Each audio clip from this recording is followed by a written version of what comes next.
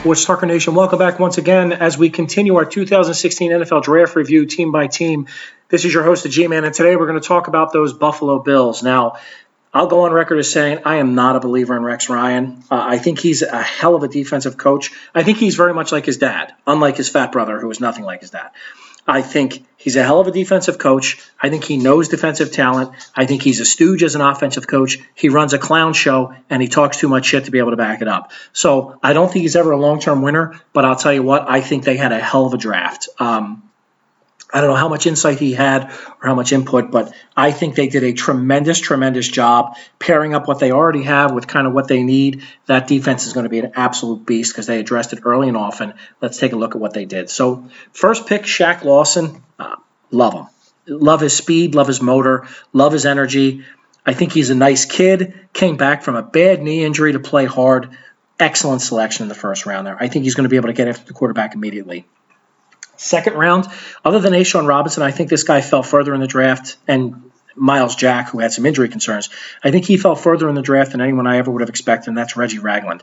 This kid played inside linebacker and outside linebacker at Alabama. He has speed. He has quickness. He is strong. He can shed blockers, can play in a 4-3 or a 3-4. I absolutely love him. He's going to be a little bit limited in coverage, but not terribly. He's faster than you think. I think he can play tight ends. It'll just be a challenge for backs in the open field.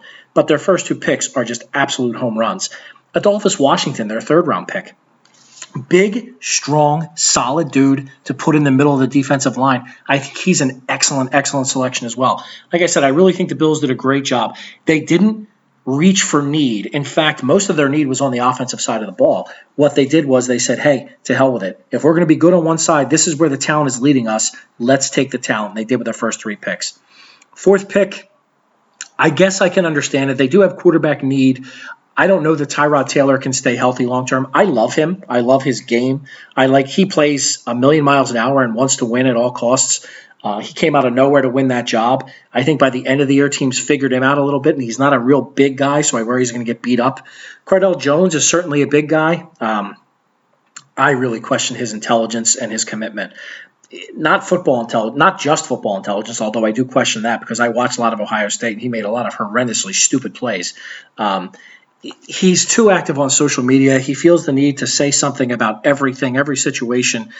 Even his coach, who usually before the draft is trumpeting a guy, had to go on and say he doesn't think that Cardell Jones cares that much about football. That's not tremendous. So I don't love the pick, but I understand it. People did like Jones more than I did.